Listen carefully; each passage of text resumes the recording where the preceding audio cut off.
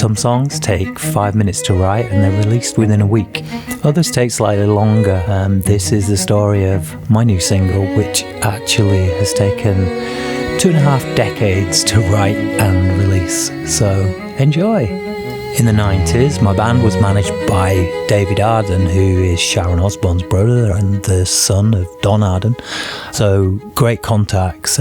Sadly, it didn't really work out after a good hard slog for a year. And the song is really about that feeling of abandonment. And you're at an age where everybody else is moving on with their life. They're getting married, they're having children, and you kind of have to make a decision. And this was in that period probably the last song that I wrote. And so once the song was written, we did do a demo of it. It pretty much lay dormant for decades. There was a big gap which I filled because I bought a house, I made a film, I performed with Bucks Fizz, and then I carved out a career as a singer. And that took me right to 2022, and I decided the song still stuck with me.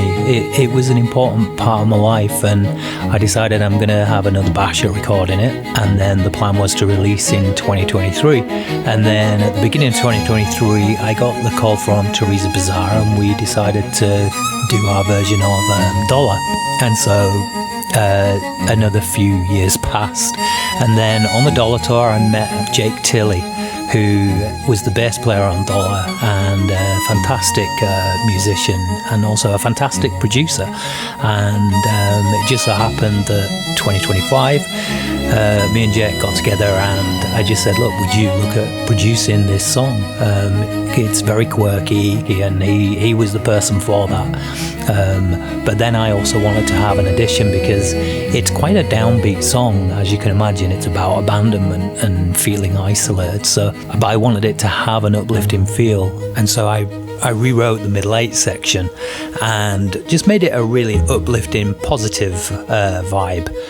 It was almost like an answer to the question. There was no better person and nobody else I wanted to do that part more than my oldest friend, Susanna D.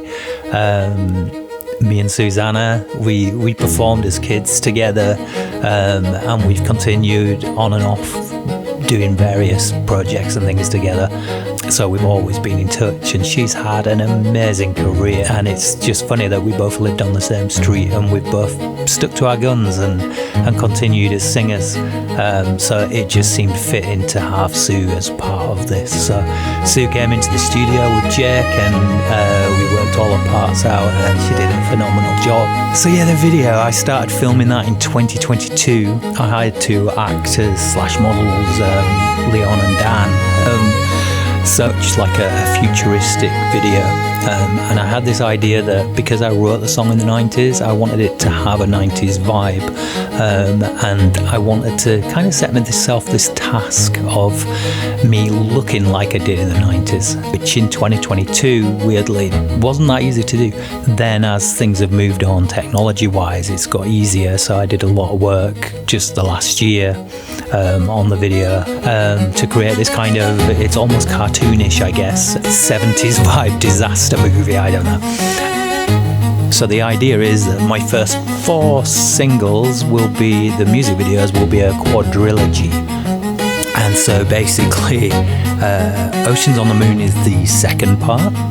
There will be a prequel, Sympathy for Appleseed, which is the new single, will be the 3rd in the quadrilogy, and then there'll be a final one as well. So I hope you enjoy the song and the video, and just thanks to everybody who's helped me get this finally out. So many people have been involved in this, so love and respect to you all.